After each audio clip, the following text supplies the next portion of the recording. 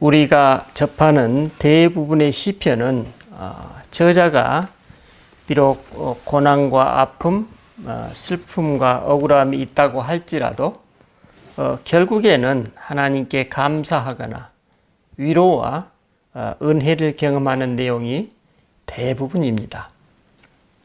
하지만 오늘 시편 88편은 처음부터 끝까지 온갖 고초와 질병, 그리고 고립감과 거절감에 휩싸여 있는 저자를 발견하게 됩니다. 오늘 본문의 주요 부분을 메시지 성경으로 읽으면 다음과 같습니다. 하나님, 내가 기대할 것은 주님뿐입니다. 내가 주님 앞에 무릎 꿇고 밤을 지새웁니다. 주님의 구원 계획에 나를 넣어주시고 내가 처한 공경에 주목하소서. 어려움이라면 당할 만큼 당했고 나 이제 저승의 문턱에 이르렀습니다. 사람들은 나를 실패자로 여기고 흔해 빠진 사고 희생자, 가망 없는 자로 분류합니다. 이미 죽은 자처럼 버림받아 죽음 더미에 던져진 또 하나의 시체요, 묘비도 없이 흔적도 없이 사라질 존재일 뿐입니다. 주께서 나를 나락에 떨어뜨리시고 칠흑 같은 시면으로 밀어 넣으셨습니다. 하나님, 물러서지 않고 목청껏 도움을 구합니다. 내가 아침마다 기도하고 새벽마다 무릎 꿇습니다. 하나님, 어찌하여 못 들은 채 하십니까? 어찌하여 그렇게 모습을 감추십니까? 어려서부터 고통을 겪고 주님 주시는 가장 심한 고통을 겪은 이 몸, 이제는 지쳤습니다. 들불 같은 주님의 노여움이 내 인생 내내 타올라 이 몸 시퍼렇게 멍든 채 죽어가고 있습니다. 주께서 나를 사방에서 맹렬히 치시고 거반 죽을 때까지 재난을 퍼부으셨습니다. 사랑하는 사람과 이웃이 똑같이 나를 버리게 하셨으니 내게 남은 벗은 오직 어둠뿐입니다. 어떻습니까? 시인은 처음부터 끝까지 곤경과 어려움, 질병과 고립감 속에 갇혀 극심한 우울감에 시달리고 있는 것처럼 보입니다. 그런데 이와 같은 고초 속의 시인이 보통 사람들과 다른 점이 무엇이 있습니까? 그렇습니다. 이처럼 칠흑 같은 어둠을 경험하고 있는 시인이 아침마다 기도하고 새벽마다 무릎을 꿇고 있습니다. 그래서 우리는 본 시의 첫 구절과 맨 마지막 구절이 연결되고 있음을 발견합니다. 즉, 맨 마지막 구절, 내게 남은 벗은 오직 어둠뿐입니다와 첫 구절, 하나님, 내가 기대할 것은 주님뿐입니다가 서로 역설적인 대꾸로 연결되고 있음을 알 수 있습니다. 보통 사람들은 자신에게 오직 어둠뿐인 삶이라면 낭만과 좌절의 나락으로 빠져들 터인데 그는 그렇지 않습니다. 그에게 오직 어둠뿐인 삶이기에 그는 오히려 하나님만 기대할 수밖에 없다고 고백하고 있습니다. 그런데 이 시인의 안타까운 사연 중 우리의 마음을 아프게 하는 부분이 또 있습니다. 어려서부터 고통을 겪고 주님 주시는 가장 심한 고통을 겪은 이 몸, 이제는 지쳤습니다. 이 시인은 나이 들어 노년에 오는 질병만이 아니라 어려서부터 어떤 질병에 따른 고통에 지속적으로 시달려 왔음을 알 수 있습니다.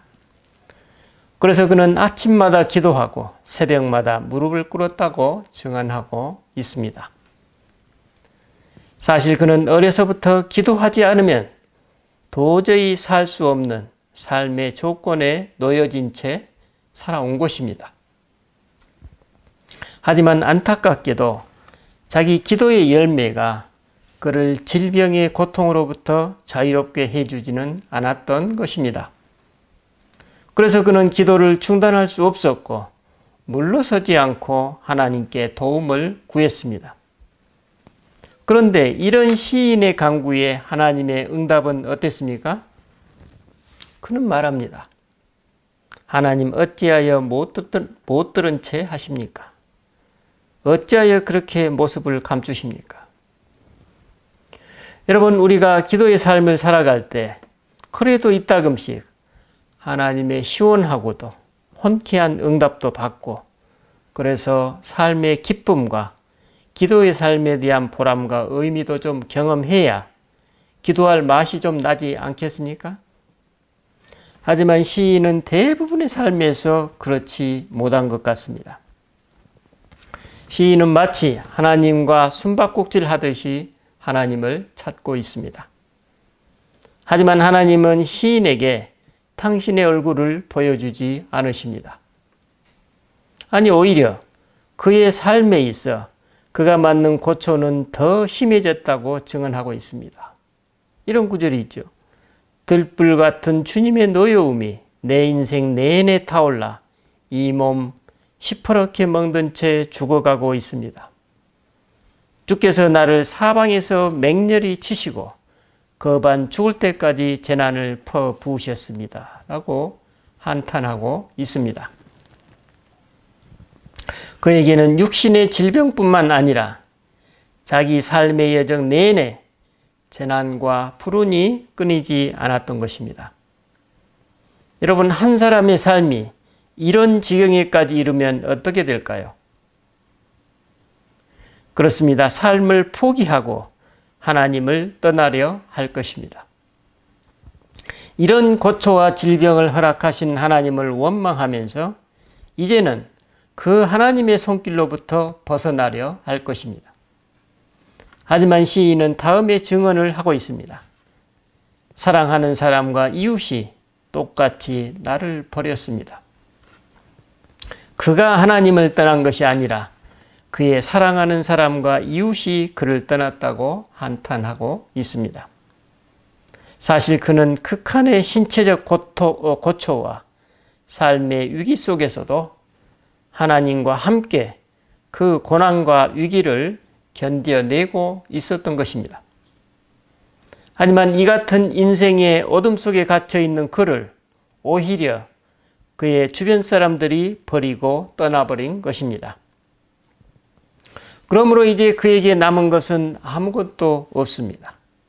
오직 어둠만이 그를 지배하고 있었습니다. 아마도 시인은 이 지점에서 거반 죽도록 그 하나님의 손길에서 벗어나려 하지 않았을까요? 그런 유혹을 얼마나 많이 받았을까요? 여러분, 바로 여기에 하나님 섭리의 신비가 감추어져 있습니다. 어떤 신비인가요? 거반 죽도록까지 그를 차지하고픈 하나님의 갈망입니다. 하나님께서는 그의 온 존재와 삶을 온통 어둠으로 둘러쳐진 시인의 상황을 이용하십니다. 그래서 시인은 마치 하나님께서 그를 다른 곳으로 도망치지 못하도록 하신 것처럼 느끼고 있습니다. 하나님은 온통 짙은 어둠으로 둘러싸인 그가 가장 순전하게 하나님 당신을 받아들이기를 원하고 계심을 알 수 있습니다. 바로 여기에 고통의 신비가 감추어져 있습니다. 저승의 문턱에 이르러 마치 죽음 더미에 던져진 것 같은 상태의 시인, 온몸이 시퍼렇게 멍든 채 막바지 숨을 몰아쉬며 죽어가는 자신의 모습에도 그는 지금 자기 쪽에서 먼저 하나님과의 단절을 선언하지 않습니다. 시인의 이 모습이야말로 바로 하나님께서 원하시는 가장 순전한 믿음이 아닌가 생각합니다. 단절 속에 있으면서 그 단절의 리얼리티를 경험하고 있으면서도 단절을 선언하지 않는 그 신앙을 의미합니다. 그 신앙이 어떤 신앙인가요? 시인은 실상 자신의 온 존재와 삶을 하나님께 넘기고 있습니다. 다시 말하면 주여 이 몸 당신의 소유 삼으소서라는 그의 온 존재와 삶을 실은 기도입니다. 여러분, 이 기도를 바치는 시인의 모습이 어떨까요? 그는 그의 온 몸과 마음을 하나님의 품에 내어 맡겼을 것입니다. 마치 엄마 품이 그리워 온종일 칭얼대던 어린아이가 말라붙어 얼룩진 눈물 자국이 오히려 그 모든 것을 놓아버림으로써 깊은 평화를 드러내듯이 그는 하나님 품속에 깊은 안식 속으로 빠져들었을 것입니다. 그는 그간의 삶에서 걸머졌던 모든 것을 놓아버린 채 그분의 품에 안겼을 것입니다. 제가 다른 설교에서 한번 소개한 적이 있는 인물입니다. 이분은 20세기의 성인으로 존경받는 프랑스의 마르트 로뱅이라는 분입니다. 이분은 프랑스 남부 드롬 지방의 샤또네프 드 갈로르라는 작은 마을에 소박한 농가에서 태어나 그곳에서 생을 마쳤다고 합니다. 마르트 로뱅은 1902년 아주 평범한 시골 여자였습니다. 이분은 어린 시절부터 몸이 아파 임종 예배를 드렸을 만큼 삶의 위기를 겪었다고 합니다. 연로하신 부모와 또 여유롭지 못한 가정 형편, 그녀의 삶의 조건은 참으로 열악했습니다. 그분은 1918년 16세 때 기도 중에 예수님의 고난을 짊어지고 그 고난과 깊이 결속한 삶을 사는 것이 자신의 소명임을 깨달았다고 합니다. 그 일이 있고 나서 그분의 몸에 마비가 찾아왔습니다. 의사들도 원인을 알 수 없었습니다. 불행하게도 나이가 들수록 류마티스 관절염은 더욱 악화되었습니다. 절망적인 상황이었습니다. 그녀는 육체적으로나 정신적으로 완전히 으스러진 상태였고 영적으로나 정신적으로 그녀는 완전히 홀로 고립되어 있었습니다. 오직 한 가지 그녀가 살도록 붙든 것은 신앙이었습니다. 그녀는 포기하지 않고 날마다 기도했습니다. 그리고 그녀는 자신을 하나님께 모든 것을 다 바치겠다는 결심을 하게 됩니다. 23세 때 그녀는 하나님 앞에 각서 하나를 썼습니다. 포기 각서였습니다. 하나님, 비록 병든 몸이지만 모든 것을 하나님께 바칩니다. 저의 온몸, 영혼, 생명을 주님 앞에 내어드립니다. 오직 예수 그리스도만 사랑합니다. 라는 글이었습니다. 그 뒤로 3년이 지났지만 병이 낫기는커녕 오히려 이제는 완전히 전신마비가 찾아왔습니다. 하지만 매일 하루 한 번 성찬식을 했습니다. 빵 한 조각과 포도주를 믿음으로 먹고 마셨습니다. 그런데 놀랍게도 그 해부터 그녀가 소천받을 1981년까지 53년간 성찬식 빵과 포도주 외에는 아무것도 먹지 않았다는 것입니다. 16세부터 기도를 시작한 지 12년, 자신의 모든 것을 주께 드린다고 포기각서를 쓴 지도 6년이 흘렀습니다. 그런데도 아무런 응답이 없었습니다. 매일 똑같은 날만이 반복되었습니다. 그러던 중 1930년 9월 어느 날 예수님께서 그녀에게 나타나셨습니다. 그리고 예수님이 물으셨습니다. 딸아, 모든 일에서 나를 닮기 원하느냐? 그녀는 예수님의 이 질문에 예라고 대답했습니다.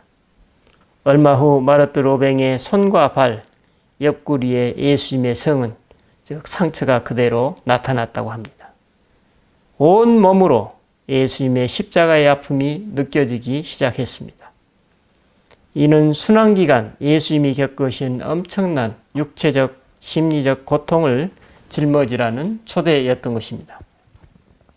이 기간에 매주 목요일 밤부터 월요일까지 그분은 예수님의 겟세마네와 갈보리에 오르시는 동안 겪으셨던 고통, 십자가의 죽음, 또 부활의 기쁨에 참여하는 삶에 집중했다고 합니다. 화요일과 수요일에는 찾아오는 사람들을 맞아 아주 단순하고 천진난만하게 그들의 삶 속에 있는 하나님의 뜻이 무엇인지 전달했다고 합니다. 그녀의 방을 떠날 때면 사람들은 언제나 내면의 평안을 느끼고 그 속에 숨어 계시는 예수님을 발견했다고 합니다. 51여 동안 그분은 예수님의 임재 속에 기도하며 십자가의 고난과 그리스도의 신비를 체험했습니다. 단 몇 년밖에 살지 못할 것 같았던 그녀는 1981년 80세의 나이에 하나님 품에 안겼습니다. 그 51년 동안 그녀가 한 것이라고는 단지 기도뿐이었습니다. 프랑스 시골의 한 여인 마르트 로뱅이 살아온 삶은 하나님이 그분을 통해 사시고자 했던 삶이었습니다. 마르트는 하나님이 자신을 통해 말씀하시도록 자기 몸을 하나님이 쓰실 그릇으로 내어드렸던 것입니다. 마르트는 어릴 때 예수님께 당신 안에 저를 숨겨주세요 라고 소망했다고 합니다. 실제로 그녀는 외딴 농가에 빛도 없는 어두침침한 방에서 작은 침상에 못 박힌 것처럼 누운 채로 정말 감추어진 어둠의 삶 속으로 빠져들었던 것입니다. 그리고 이렇게 고백합니다. 주님, 당신은 인간의 영혼 안에 당신의 모습을 감추시어 거기에 머물러 계십니다. 그렇게 하심으로써 당신께서는 인간의 시선으로는 보이지 않게 그들의 영혼들을 감추시어 사람이 되신 말씀인 그 성스러운 모습의 신비 속에 그들을 두십니다. 그 영혼들은 거기에서 지상의 온갖 혼돈으로부터 보호를 받습니다. 세상의 시각으로는 참 완전한 실패요, 의미 없는 그녀의 삶이었습니다. 실상 제일 낮은 자리를 택하고 고통과 나약함 속에서 자신을 완전히 내놓음으로써 마르트는 하나님만이 자기 삶의 원천이심을 받아들이고 희망 가운데 기다림의 삶을 살아낸 것입니다. 하나님께서는 그러한 그녀의 삶을 통해서 당신 나라를 부요하게 하신 것입니다. 시골 농촌의 이름 없는 여인, 자그마치 50여 년 이상을 온몸이 마비된 채 좁고 어두운 방에서 살았던 한 여인을 통해서 프랑스 교회가 새로워지기 시작했습니다. 그녀를 통해서 예수님이 그 시대에 살아계신 증거들을 보게 되니 이제 사람들의 심령에 영적 각성이 일어나기 시작한 것입니다. 그래서 어린이들을 위한 기독교 학교가 세워지고 신앙 공동체들이 여기저기 생겨났습니다.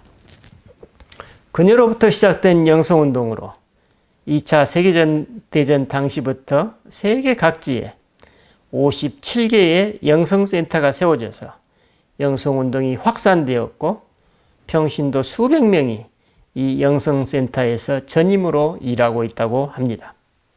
마르트 로뱅은 이러한 사명을 이루기 원하시는 하나님의 갈망을 채워드리기 위해 자기의 전 삶을 내어드렸던 것입니다.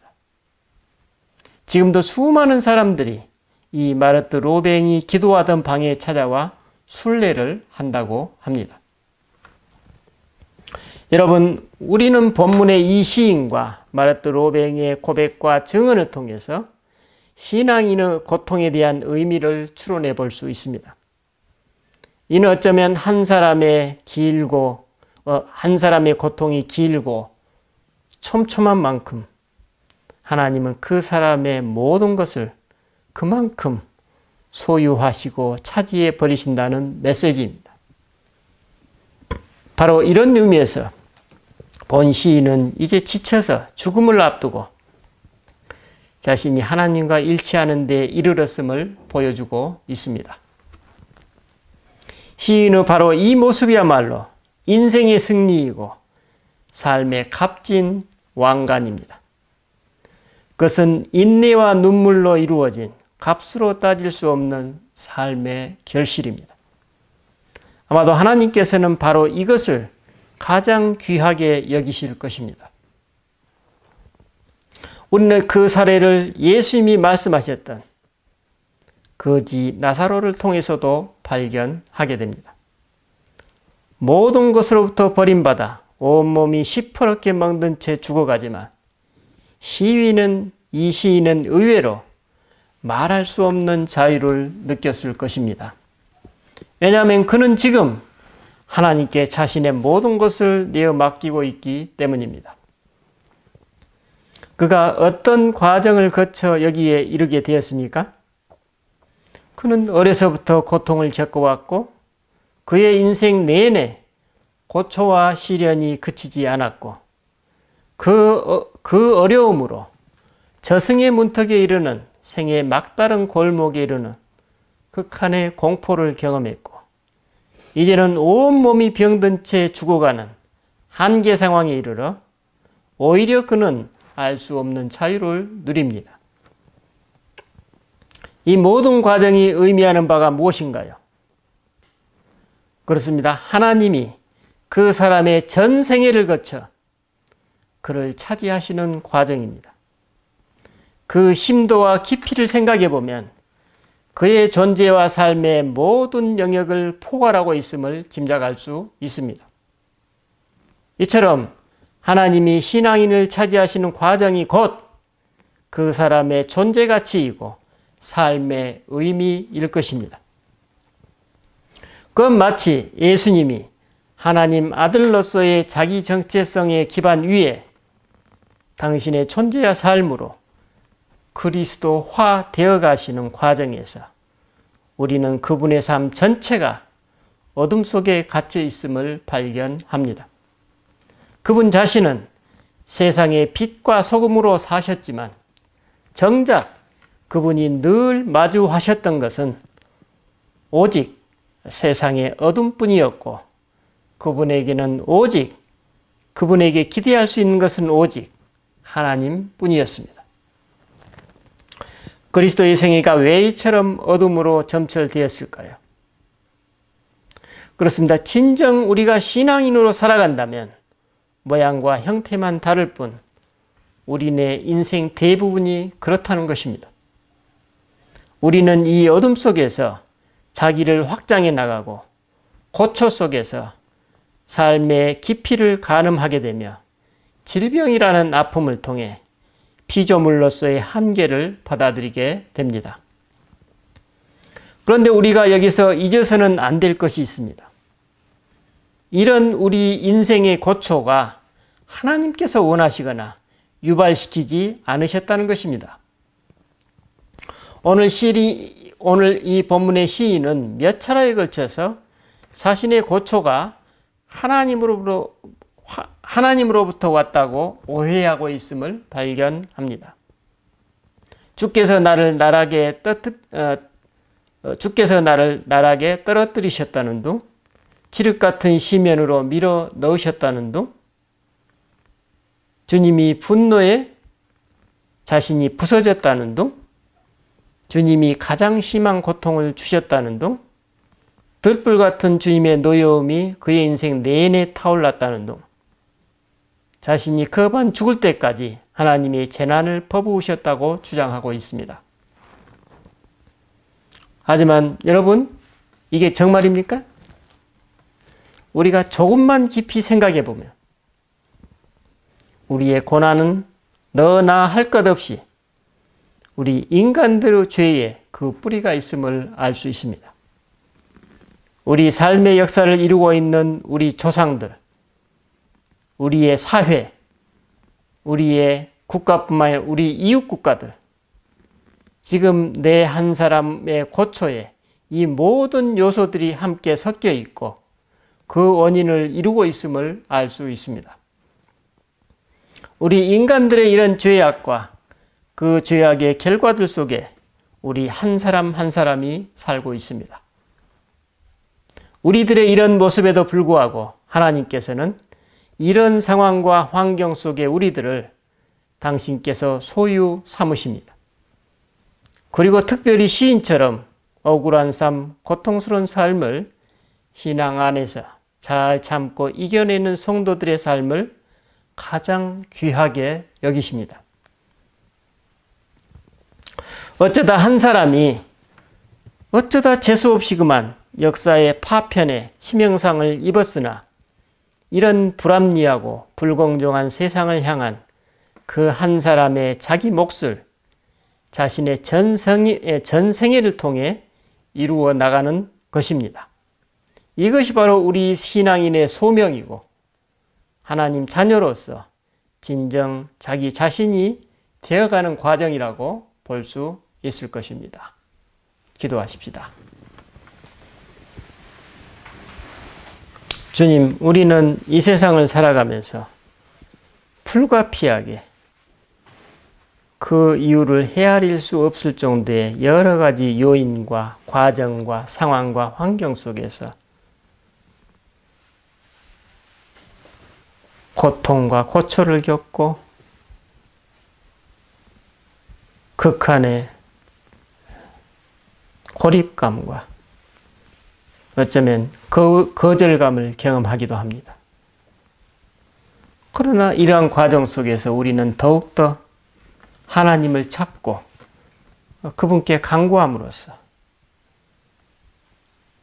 그분으로부터 달아나는 것이 아니라 오히려 그분의 소유가 되어가는 하나님의 그 신비를 경험하게 됩니다. 주님, 우리는 심리적으로 말해서 자학적인 사람들이 아닙니다. 우리가 그걸 자초하거나 초래하지 않습니다. 단지 정직하고 순전한 당신의 자녀로서 살아가는 데 있어서 불가피하게 다가오는 우리 삶의 국면들에서 우리가 경험하는 어둠의 속성들입니다. 주님, 그 어둠들을 우리가 주님과 함께 주님을 더욱더 굳건히 신뢰하면서 내 자신을 주님께 의존하게 하옵소서. 그래서 이 세상의 모든 것들로부터 자유로워지고 그 자유로워진 만큼 더 간대하고 더 사랑하는 삶으로 우리가 나아갈 수 있도록 복을 주시옵소서. 감사드리고 우리 주 예수 그리스도 이름으로 기도드립니다. 아멘.